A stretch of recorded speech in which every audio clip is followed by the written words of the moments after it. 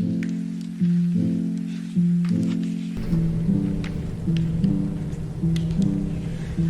just arrived at Hallstatt station.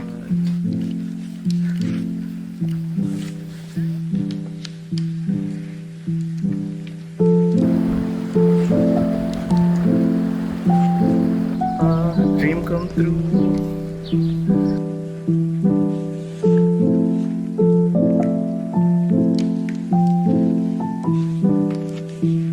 Super charming.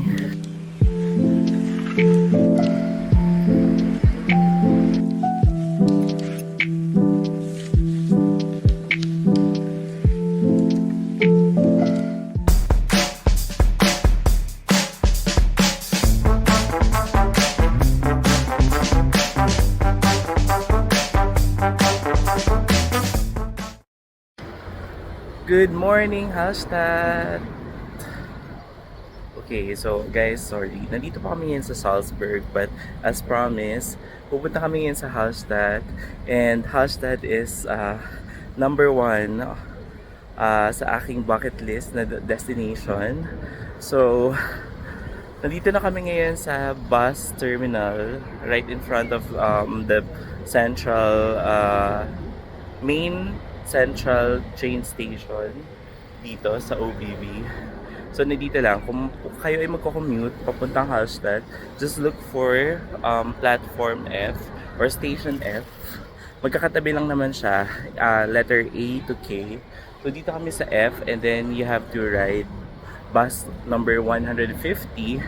So walang direct na bus trip papuntang Hallstatt. So meron kayong dalawa pang transfer. So from Salzburg, sakay kayo ng 150 bus, tapos ihahatid kayo sa Bad Ischl, and from Bad Ischl sasakay kayo papuntang Hallstatt something, I forgot, isusulat ko na lang. And then from that station, ano lang siya, 10-minute ride papunta naman sa Hallstatt Land. So walang direct na bus ride. So our trip is siguro mga almost 2 hours din. Tama, 2 hours yung trip kasi from Salzburg to Bad Ischl, it'll take 1.5 hours, and then yung second bus ride namin, magta-transfer kami. So 20 minutes yung biyahe, and then for the last trip, 10 minutes yung biyahe. So total of 2 hours. So I'll take you along with me. So for the train ticket, kailangan nyo lang magbayad dun sa driver ng bus. Sabihin nyo lang bababa kayo sa Bad Ischl. And based on my research, yung ticket niyo if you're going to Hallstatt, dire-diretso na siya. Good for the whole trip na. So you just need one ticket. Sabihin nyo na lang na yung destination nyo ay Hallstatt Land. So yun na yung babayaran niyo para isa lang yung bibili yung ticket. So yeah, we're just waiting for a bus. Every 30 minutes merong trip papuntang Hallstatt or Bad Ischl. So yeah, today now is 6:49. So in 11 minutes our bus will arrive na.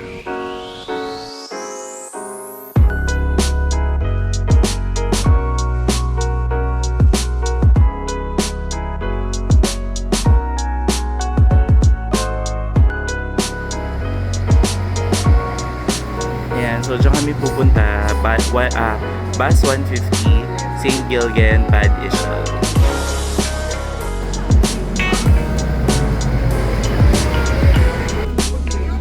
Alright, so pwede kang bumili dito sa bus na sa loob.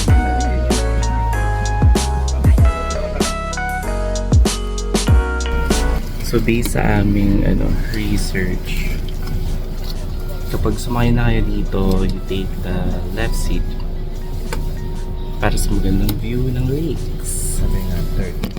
So dun kasi sa house, sa tour, sa panorama tour, ang cost nito ay 80 80 euros.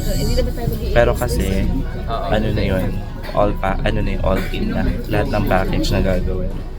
Pero dito, since DIY lang, we only paid 32 euros for a round trip ticket.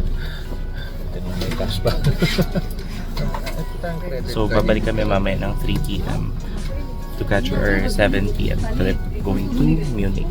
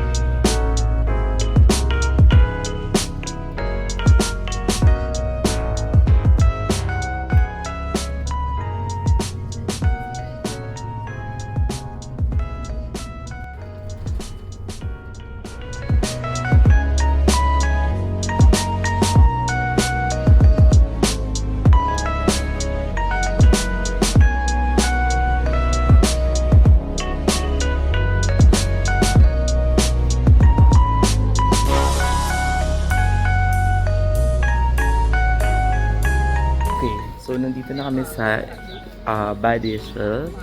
Bad Ischl or Bad Ischl?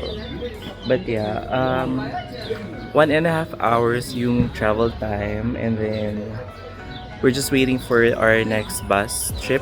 So, hindi lang namin alam, baka in 10 or 20 minutes parating na yung bus. Pero originally, ang based sa research namin, 5:42. Pero there's a change.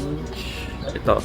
Yung 5:42, tinakpan nila, ginawa nilang 5:41. So, yeah, we're just waiting for a bus going to Hallstatt Anschluss ba yun? Ito alam ko kung paano pinapronounce, but yeah, the travel time is 20 minutes, and then you have to transfer to bus 543. Guys, so you have to consider yung time pala. So, merong specific time lang yung 5:41 going to Hallstatt, so we already missed our trip. So, umalis na siya kanina ng 8 something. However, it's already almost 9 a.m. So, good thing, katabi lang naman niya yung train station. We can use our ticket we purchased earlier. So yun, we will take the 9:04 trip. Buti maabutan namin yung 9:04, 9 pa lang. So 4 minutes na lang parating na yung train namin. So pagdating namin dun sa destination, we'll have to take the ferry. So 10 minute ferry ride.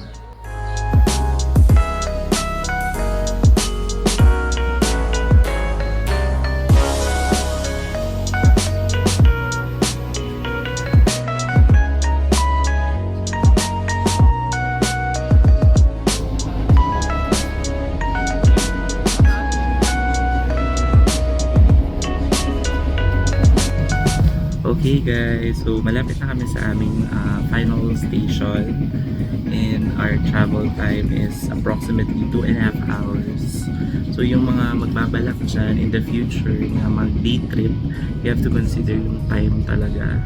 So kami, we took the bus from Salzburg, tapos we transferred sa train na sasakay ka, tapos 3 stations yung travel. So 2.5 hours. Yun yung travel time. So siguro kung may hinahabol kayo na trip pagbalik nyo ng Salzburg, yun, dapat maging strict kayo sa time. And then ayun, ano pa ba time management is the key to success. Ayan na yung mas play. Ayan. 2.5 hours, so we'll spend 4 to 5 hours dito sa Hallstatt, and I think that's already enough. And probably a later ride for the train, won't be rushing as much if you wanted to. Okay, so you heard her. You heard her. Ayaw lang ulitin. So, kapag nag-train kayo, you take the right seat kasi nandun yung view sa kabila. Sa right side kayo umupo para makapag-video tape kayo. Although may mga vacant seat naman, I can transfer there pero wag na.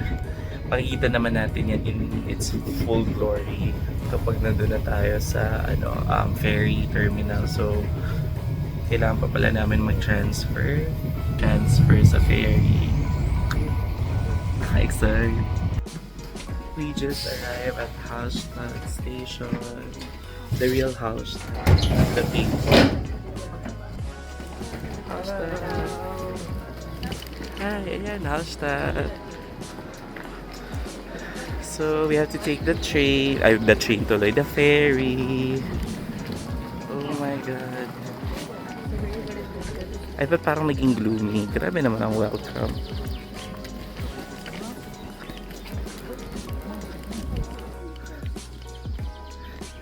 We made it. Oh my God, the dream destination. Check! Oh my God, kinikilig ako. I can't believe that it's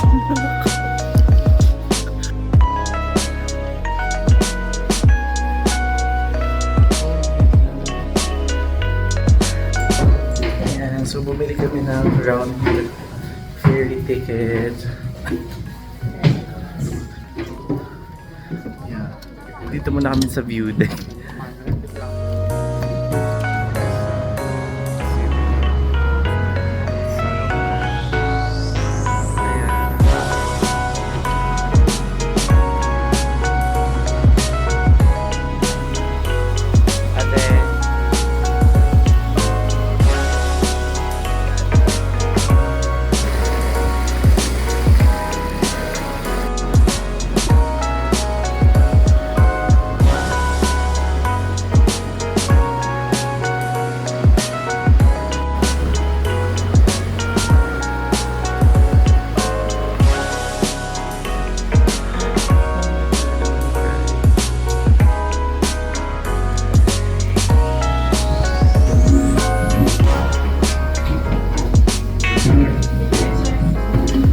So it only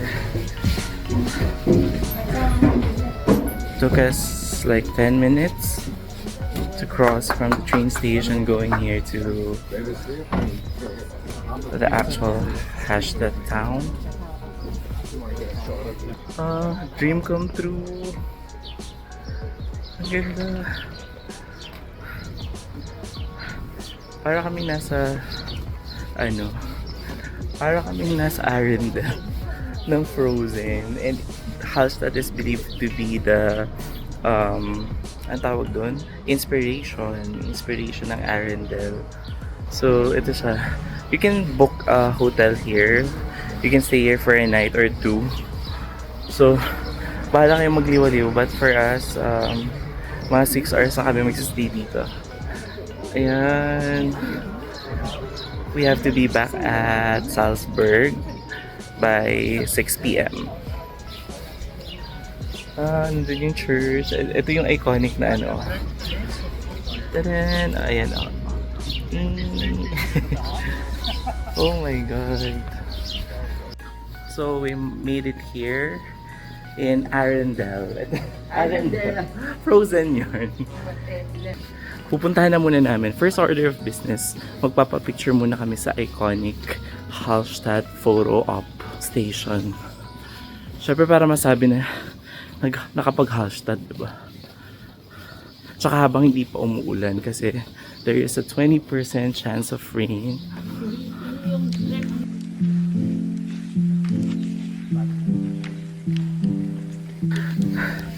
Nakakaiyak. Magpakuha dito yun. Grabe. Super charming. Siguro nung na-invent nila yung word na charm, iniisip nila to, yung place ng Hallstatt.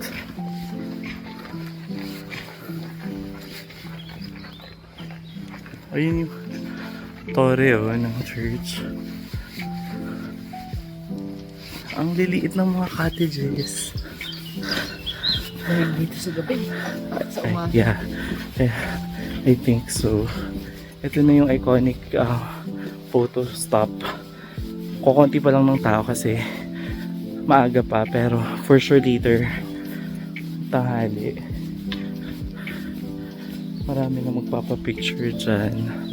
So we'll take advantage na yung pagdating namin dito ng maaga. Grabe! I still can't believe that you are mine.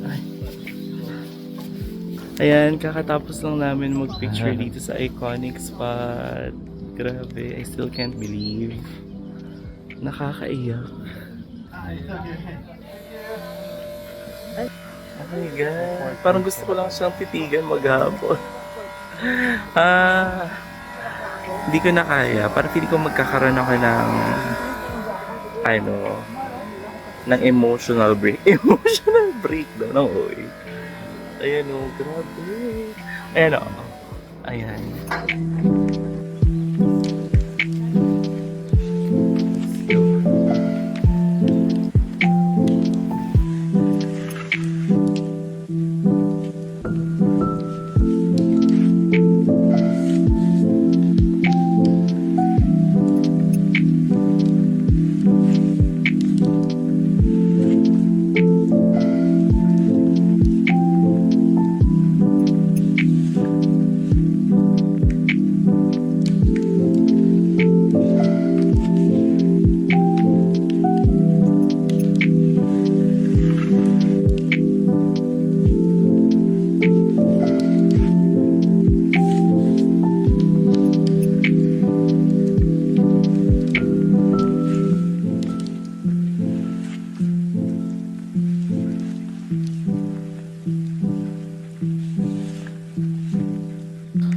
So, if you decide to stay here for a night or two, pwede naman.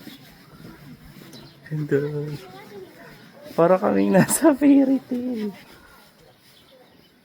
Pero most of the houses here are Ang laki ng swarm. private. Ayan, kagaya nito guys. Pag maglalakad-lakad kayo dito, lower down your voice. Kasi may ibang nakatira dito. Hindi to talagang purely for tourists. So, meron mga private houses. Siyempre, we have to respect them as tourists. Tayo yung dumadayo sa kanila. Yan yung view nyo habang naglalakad-lakad kayo. It's giving. This is so giving. Tapos mamaya pupunta kami dun sa Old Town. Maliit lang siya. Dun sineset up yung Christmas market. I don't know if aside sa Christmas market, kapag spring tsaka summer, baka meron din dun ibang ganaps. And guys, tingnan nyo, sa sobrang linis ng water, you can drink directly from this faucet. Yun, malamig ba?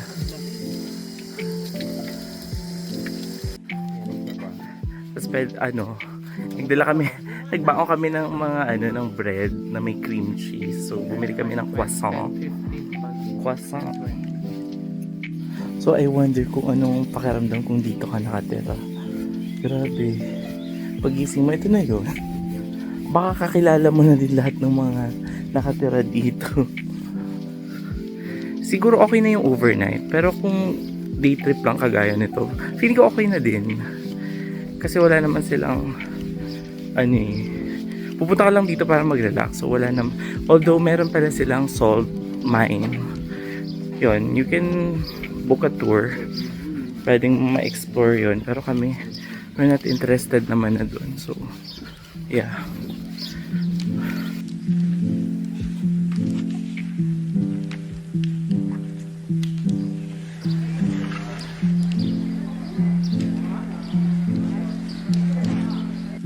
Nakababa na ulit kami. Nandito kami sa harap nitong church. And of course, Hindi kami aalis dito nang hindi pa kami nakakapasok dyan. At bibili pa kami ng ng souvenirs. Diba, sobrang small town, kukunti ang tao. Nandito lang to sa harap ng port. So, pagdating nyo, ito yung agad yung una nyo makikita ang establishment or dadaanan na establishment rather.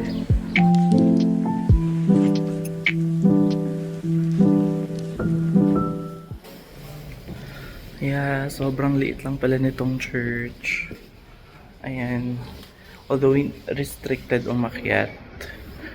But maybe there are days na allowed naman. I'm just not sure dun sa details. Pero ito lang siya. Pagpasok mo, yun yung altar. So lalabas na ulit kami para explore ang super small town of Hallstatt.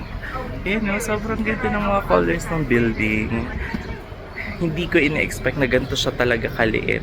Alam kong maliit pero ganito lang pala talaga kaliit.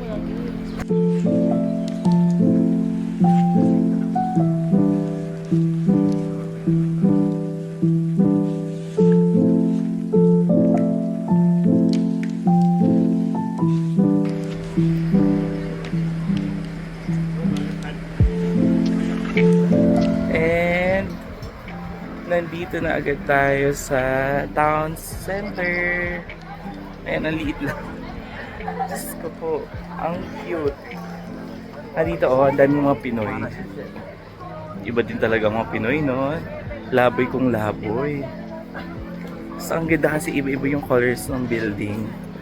So, kung gusto nyo kumain, bumili ng mga souvenir, dito siguro yan. So, may cute na fountain sa gitna.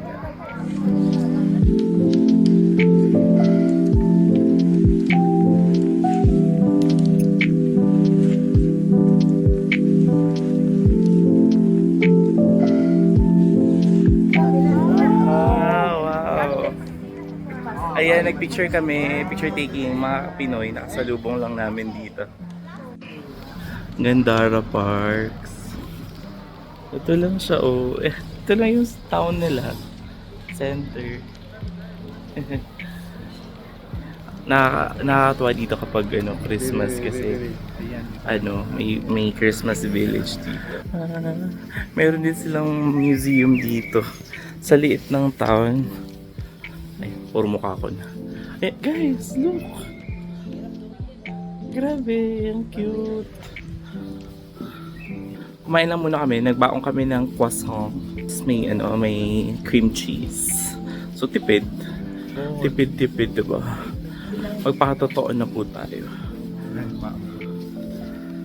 Ang tahimik.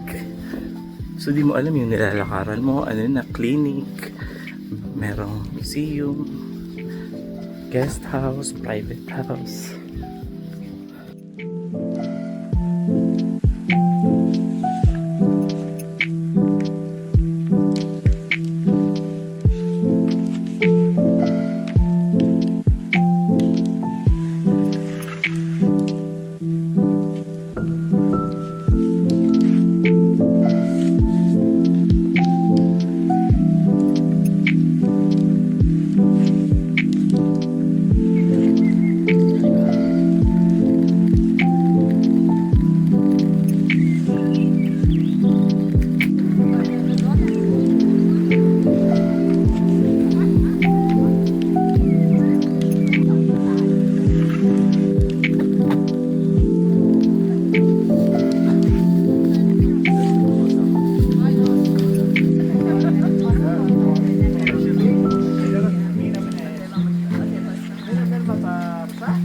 Ganda.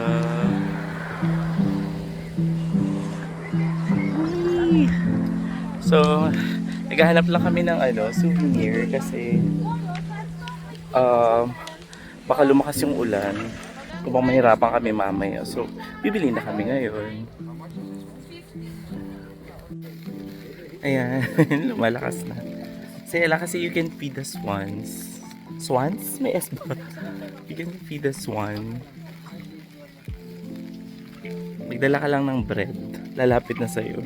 Huwag ka lang matatakot pag magiging aggressive sila. nag-aagawan sila ng makakain. Ayan, while lumakas yung ulan, nandito lang kami sa ilalim ng puno, guys. Ayan. Ayan, para di kami mabasa ng malala. So, yun yung ano dito sa Europe, no? Very unpredictable yung weather. So, uulan na araw, uulan na araw. So, patience is a virtue. Because patience is always right. Patience is always right.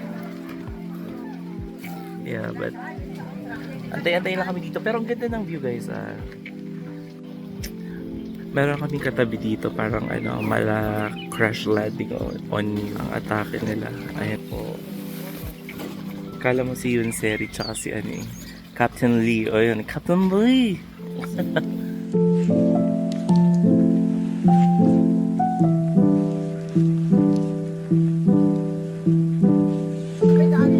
Ayan.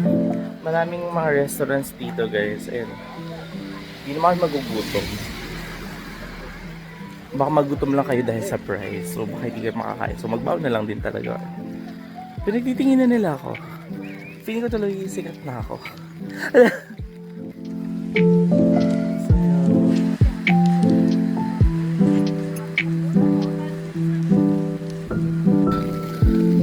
Ayan, naglalakad na kami papunta pabalik dun sa may Kiev. Sa may church. And maybe balik na din kami ng Salzburg. Okay na din, nakakapagpa-picture na kami. Ang goal naman, maayos na picture. So kanina maganda pa mag-picture. Hindi pa basa yung mga daan. Tapos very sunny day pa siya kanina.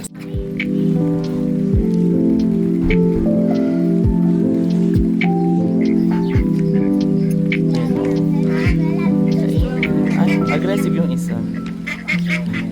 Aggressive yung isa.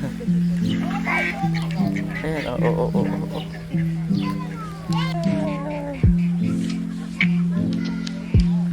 Ganda talaga. Maulan lang. Pero good thing inagahan talaga namin. Ayan, basang-basa naman na ako, guys. But no,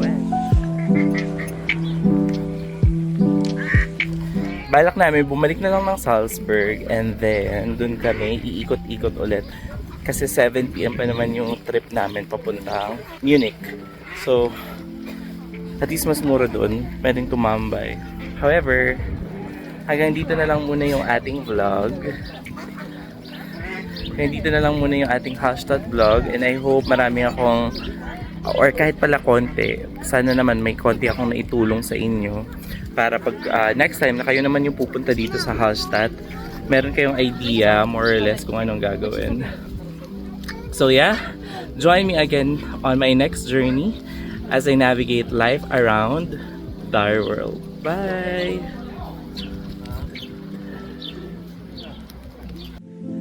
Thank you.